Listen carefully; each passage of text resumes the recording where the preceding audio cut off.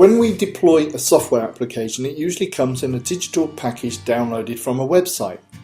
We check where it came from, and sometimes we verify a digital signature. However, we get some sort of package, but we often have no idea what is in it or what it does. The type of packaging may vary, but most often it will consist of a number of files. Some files you might be able to take a look at, like a web page, and others will be locked or need special tools to interrogate. Some files form part of the runtime execution of the software and may access resources like disk drives and networks. It's also likely that there are third-party or open source packages of some kind. With expertise and tools, you might be able to see what's inside them. However, generally it is impractical to really know what's inside a software package. Of course, you get a lot of documentation, and there are resources on the internet. If it's open source software, you can even read the code.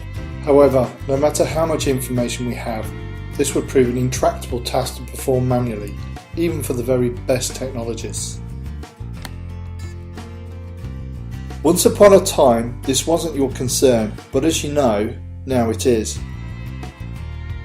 If we could think of software differently, think out of the box and think of it as something else we are familiar with, like a database.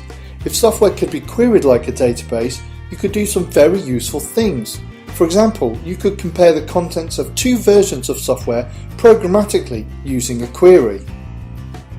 All enterprise software is controlled using a version control system of some kind. If that information is in the database, then you could ask who had contributed to the software. If all third-party components could also be queried like a database, then you not only query which components are used, but you also find what code in those components is used. If they also have data about who contributed to the code, you can query who has affected your code, whether they are an employee or not. Being able to query software like a database means you can start to understand where your software fits in its overall software universe.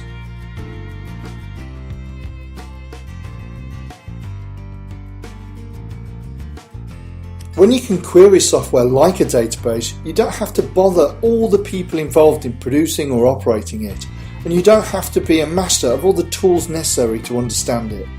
When you query software like a database, you will start to model concepts, their attributes and their relationships. This will raise your level of consciousness about what it should be doing.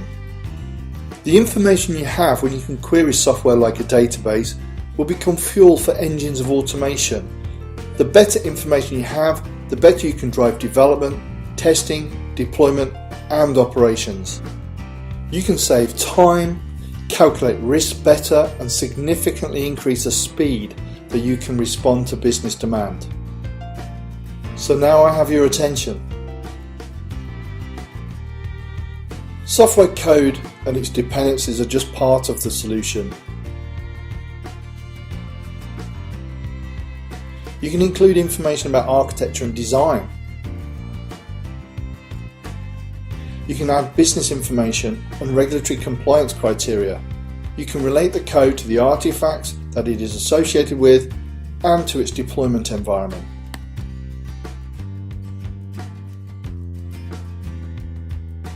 We call this approach the Sparkly Code 7-layer software knowledge model. If you want to query, link and reason over your whole software development environment and deployment lifecycle, then take a look at what we're doing with Sparkly Code.